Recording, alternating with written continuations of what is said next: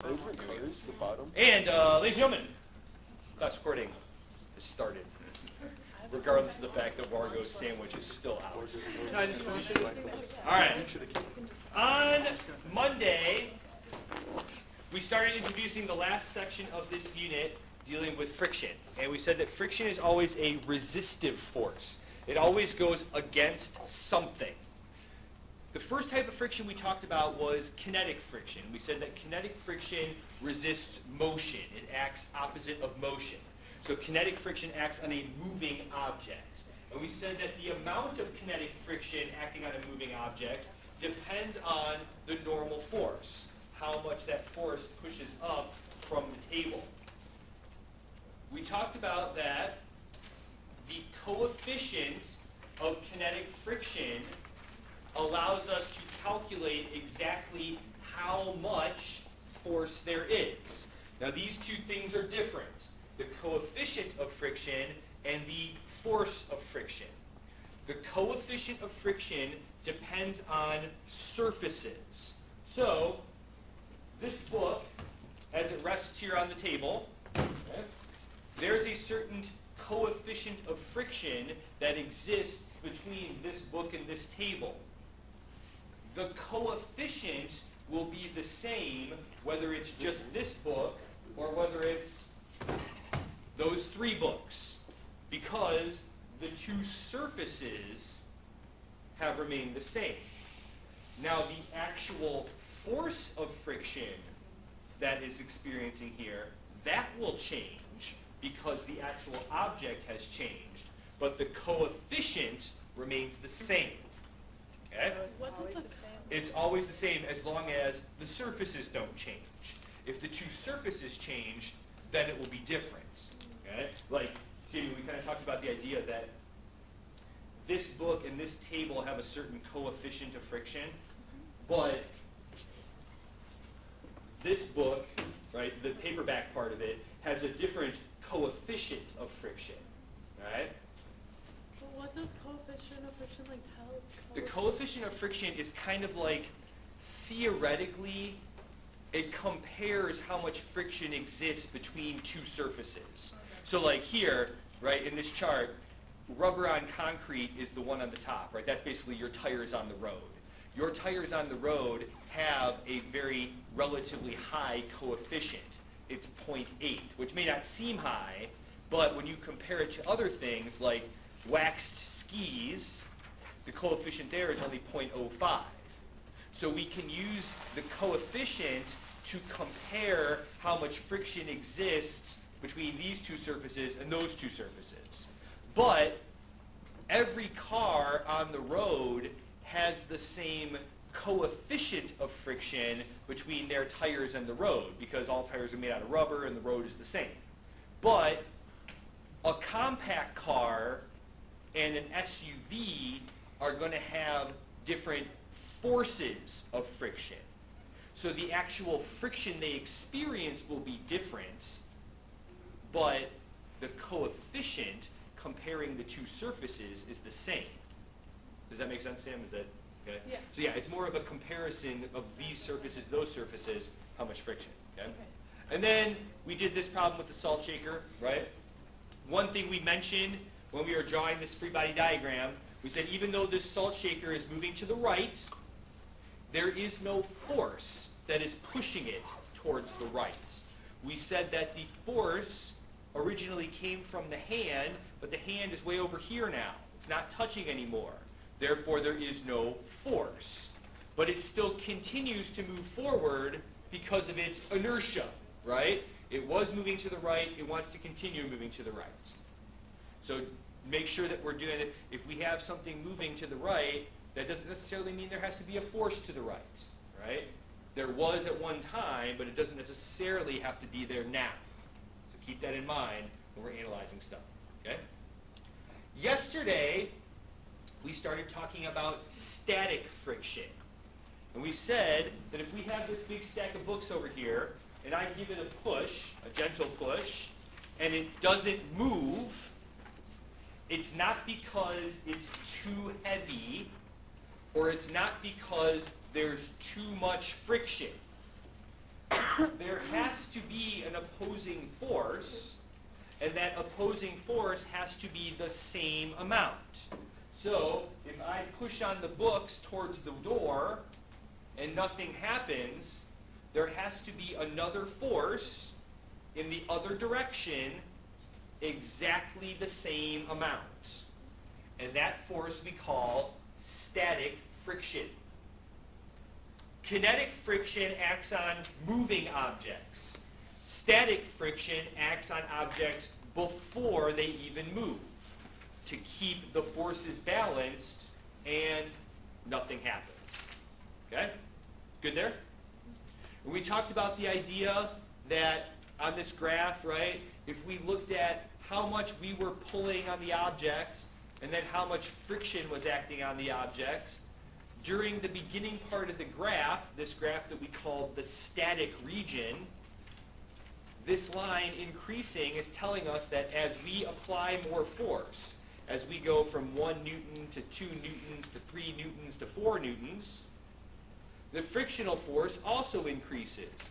1, 2, 3, 4, and so it's exactly matching however much force I'm applying to that object. And so during this section of the graph, no motion occurs. This object would be considered in equilibrium. But that only goes up to a certain point, this point that we called the maximum static friction value. That friction can only balance our force so much. Eventually it reaches a top point, and after that, if we apply a force greater than maximum friction, now we'll start getting some acceleration. We use the coefficient of static friction to determine how much force we have to overcome. Right? So same thing, right? We're comparing surfaces together. It's much harder to start these books moving if they're sitting on this table than it would be if they were on like an ice rink, okay? Because the surfaces are different. And we said in comparing the two coefficients, static friction coefficient and kinetic friction coefficient, we find that the static friction coefficient is greater than the kinetic friction coefficient, meaning that it's harder for us to start something moving than it is to keep it moving. Good? Okay. So let's talk about this example. All right. Students in a physics lab designed an experiment to determine the coefficient of static friction between the 1.8 kilogram jack-o'-lantern and the tabletop on which it rests. Their setup is shown in the figure below. The basic procedure is to pour sand slowly into the buckets, into the pail, until the pumpkin starts to slide. Tie a rope up to the bucket and then tie the other end of this jack-o'-lantern, and then we just add sand, little bit, little bit, little bit, little bit, and find out how much do we have to add before the pumpkin starts moving. Okay? Good there? It says the pail with the sand was placed on a scale and it was found to weigh 11 newtons. What is the coefficient of static friction between the jack-o'-lantern and the table? So, starting off, right? First step. What do we do first?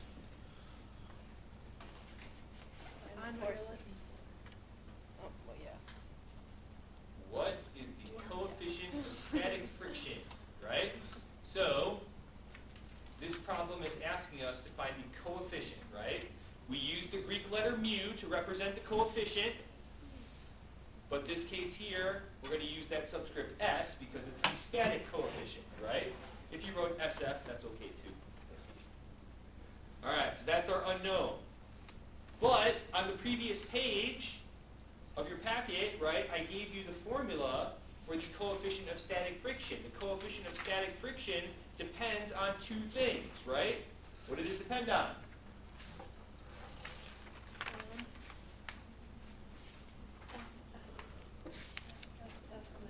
F max, right? Remember what that stands for, or did we just read it? Static force. That's the static friction Friction. maximum value, right? And also normal force. So if it's going to ask us to solve for the coefficient of friction, we need to know these two things in order to get here.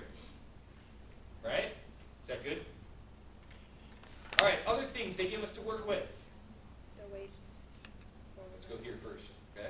So, it gave us the mass of this jack-o'-lantern. Now, because there are two objects in this problem, it's probably going to be beneficial to us to keep them separate in this case, right? We got the pail and we got the jack-o'-lantern, so let's handle them separately.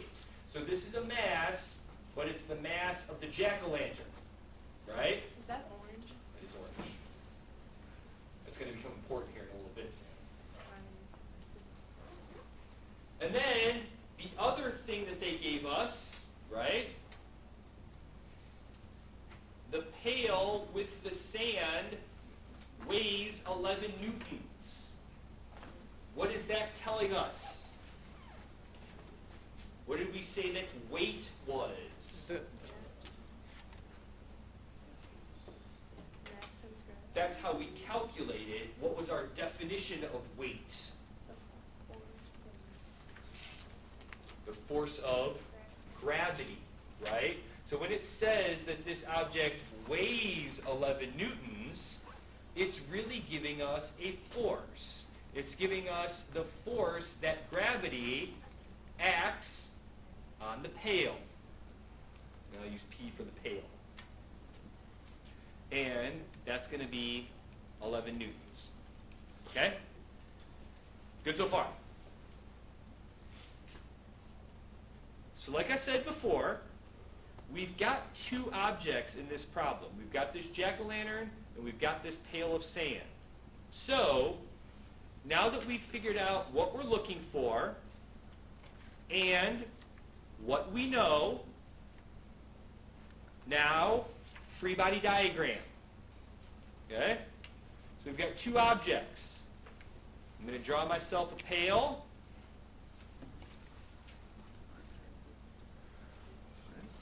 And then I'm going to draw myself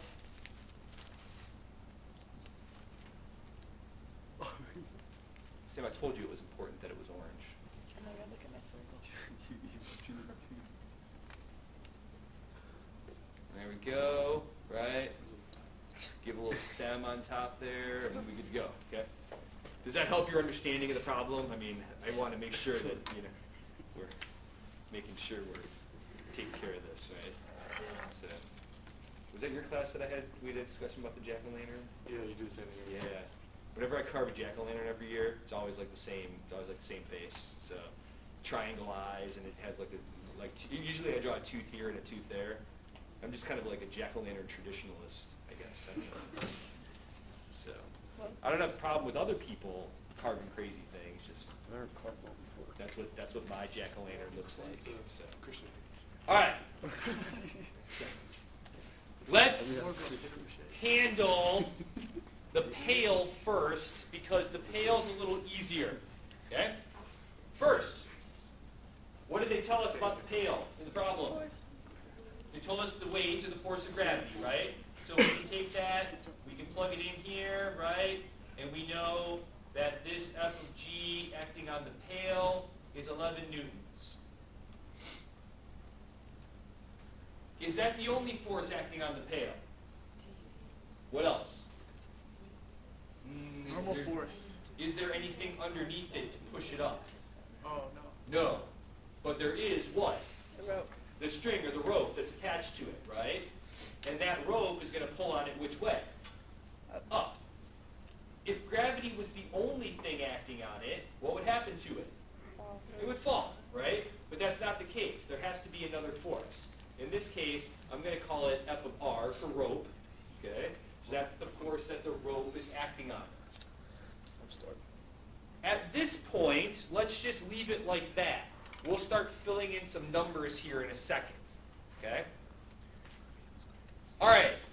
That's all that's going on with the pail here. Now let's go up to the jack-o'-lantern. It's a little bit more complex. So, first, what's the first force we can put on this jack-o'-lantern? Table. Let's go gravity, right? So here's gravity acting on the jack-o'-lantern, right? And we calculate that force of gravity how? M times M times G, right?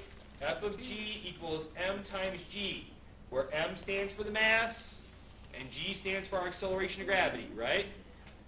So we know the mass of the jack-o'-lantern. We can figure out what that force of gravity is. If I remember correctly, I think it's 17.66. Yeah. All right. Other forces acting on the jack-o'-lantern. Normal force. Okay, there's going to be a normal force in this case. Why is there going to be a normal force? Walk up. Table. Table's pushing up, right? So that goes here. Okay. So we'll call that F of N. All right. Before we start putting any numbers on it, let's finish off, right? What else can we say is acting on this jack-o'-lantern? The rope. The rope, right? Which way is the rope pulling on this jack-o'-lantern? That way. All right. So we got this. You see it right. I mean, that would be east on a compass Yeah, rose, but right? still. Okay. Gotcha. Now, for most of the time during this experiment, as the kids are putting sand into this pail right here, right? What is the jack-o'-lantern doing? Well, no, it's staying still. It's staying still, right? Yeah. Meaning that if the rope is applying a force, but this jack-o'-lantern isn't going anywhere, what else does there have to be? Equilibrium. There has to be another equilibrium, a force going the opposite direction, right? Margo, if it's in equilibrium, what do we know about this force going in the opposite direction? It has to be equal to. Has to be equal to that, right? That force comes from the friction that exists between the pumpkin and the table. That's our static friction force. Because what does it prevent from happening? Moving. Pumpkin moving. It prevents the pumpkin from moving. That's why it's static friction. But All right, we good there? ours. Now, let's start seeing if we can put some numbers on this picture, right? All right, there's one number that we can fill in pretty easily right away. FN. Fn, what's up, Margo, what is Fn going to be in this book? 17.6. 17.66. Okay, why do you know that? It has to be the same as Always? No. No. In this case, yes. Why, in this case? Because it's not moving. It's not All the falling. same. It's not moving, which way? Up or down. Up or down, right? And how many forces are there up and down? Oh, there's one, so. Well, how many are there total up and down? 2. How many are there on the y-axis? 2. 2, right? One's up, one's down. If it doesn't move, they got to be the same, right? Now, let's start handling this purple force, okay? Purple force comes from the rope. It's the same rope, right? One end of the rope is tied to the jack-o'-lantern, the other end of the rope is tied to the pail. One thing that we find out about ropes when we start looking at how they work, strings, cables, chains, whatever, is that they will apply a force on either end. So the rope applies a force to the pail, but it also applies a force to the jack-o'-lantern. Any guesses what those forces are going to be? They're going to be equal, right? Now, here's where we have to analyze this situation and go look at it and go, okay, what's happening here? For most of the time that these kids are putting sand into this pail, how would F of G and F of R on the bucket compare to one another? Would they be the same? They'd have to be the same. Why? Because what does the pail not do for most of the time? Doesn't move, right? In this case here, we are looking at the instant just before that pumpkin starts to move. If we add one more grain of sand we add one more grain of sand to this pail, now the pumpkin starts to move. But if we take a look at the instant right before it starts to move, what has to be true about all these forces? Don't they have to be the same? They all have to be the same, right? Because if there's no motion, what do the forces all do? They all equal each other out, they all cancel each other out, right? So if this is the instant right before this pumpkin gets to move, because that's what maximum static friction is telling us, right? If this is 11 newtons here, what does the force have, what does the rope have to be pulling? 11 newtons. And if the rope is pulling 11 newtons on the pail, guess how much it's pulling on the pumpkin? 11 newtons. And if this is the moment right before the pumpkin starts to move, Sam, what's the frictional force? 11 newtons. 11 newtons. And if we say that this is the instant right before it starts moving, this label goes from being the force of static friction to the, well, after it starts moving, it's kinetic. But if this is right before it starts moving, this is the maximum static friction. Okay? And now, do we have the right information to calculate our coefficient of friction? Now we know the two things that we need to know to give us the coefficient. So, we'll come down here, right? We know that the coefficient of static friction is equal to the force of static friction, but specifically the maximum force of static friction, over the normal force, right? Start plugging in things we know.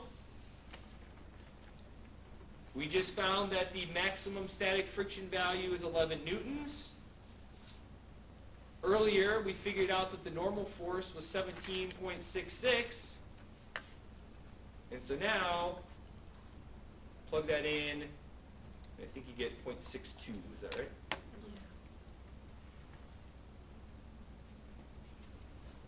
Good there?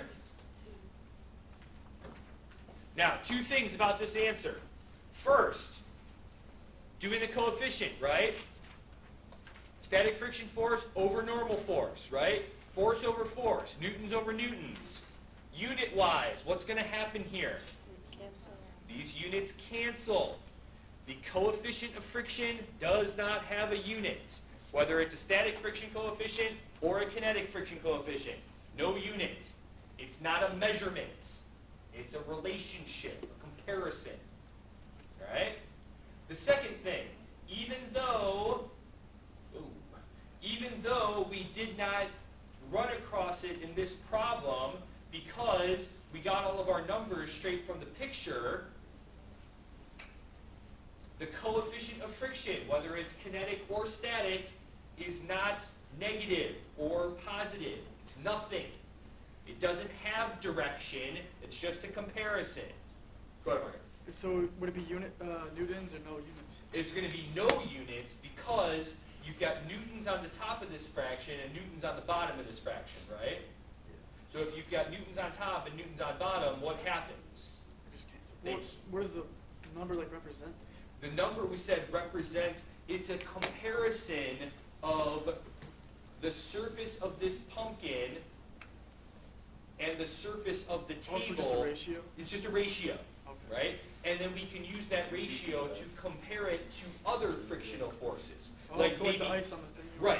Like maybe the next That's good stuff. experiment, instead of putting a pumpkin up here, we put a cantaloupe, Okay. right?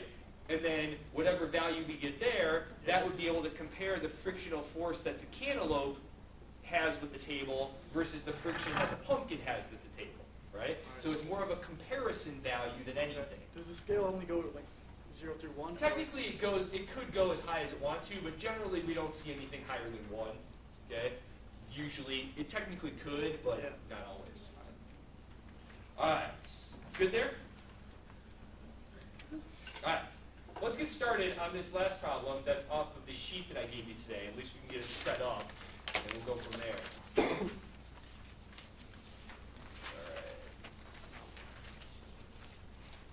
So, it says here, sorry. So this problem, right, start to bring together how friction relates to all the other ideas, especially Newton's second law that we've talked about over the past couple weeks, okay?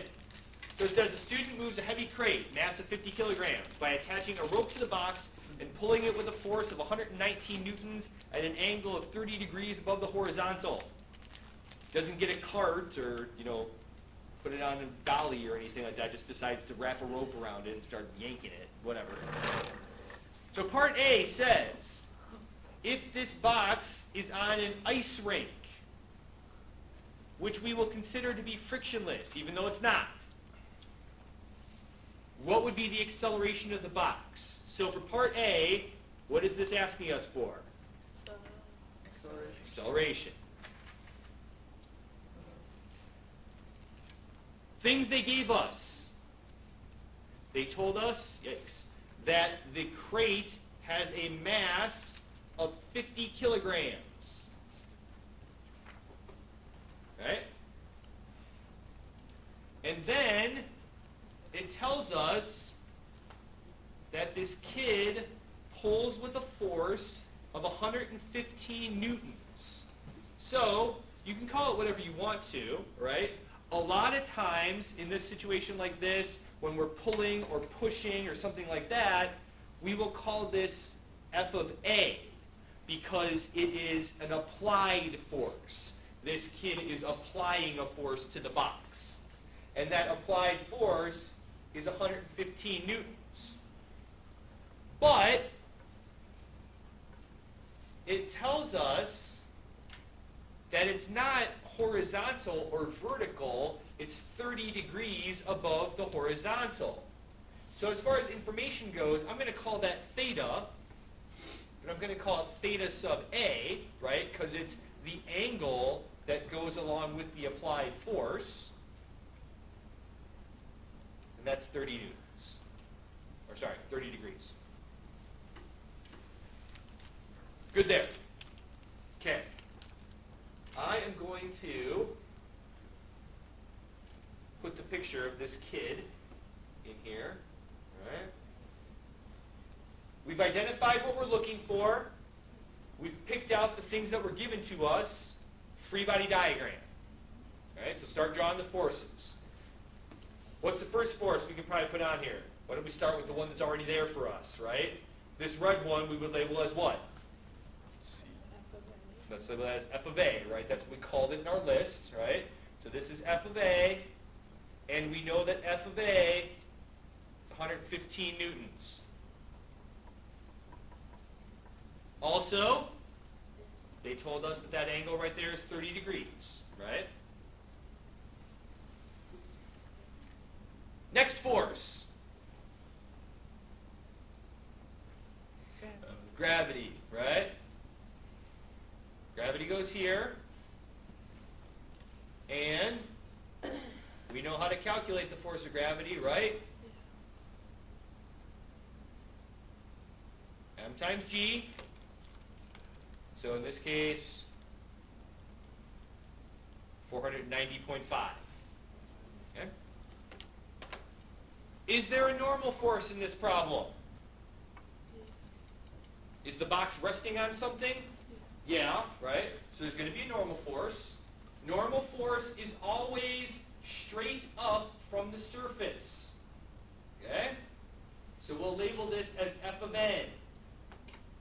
Morgan, could we make that 490.5 in this problem? No. No. Do you know why, or is that just a guess? Because there's something pulling on it. Okay.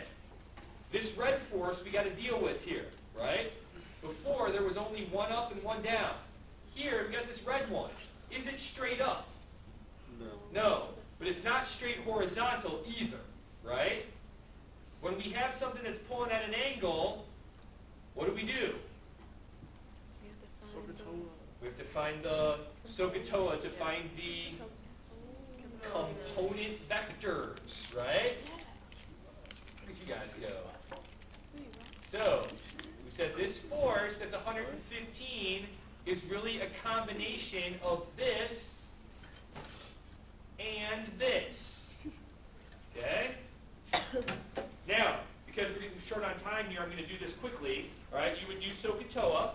And when you do SOHCAHTOA, this turns out to be 57.5. And this turns out to be 99.6. Okay? Now, when we talk about finding the components, in the last unit when we found components, we were talking generally about velocities. Here we're talking about forces. But we said that the component vectors were basically the equivalent of this force. So by finding the components, we pretty much just take this force off of the picture and replace it with these two.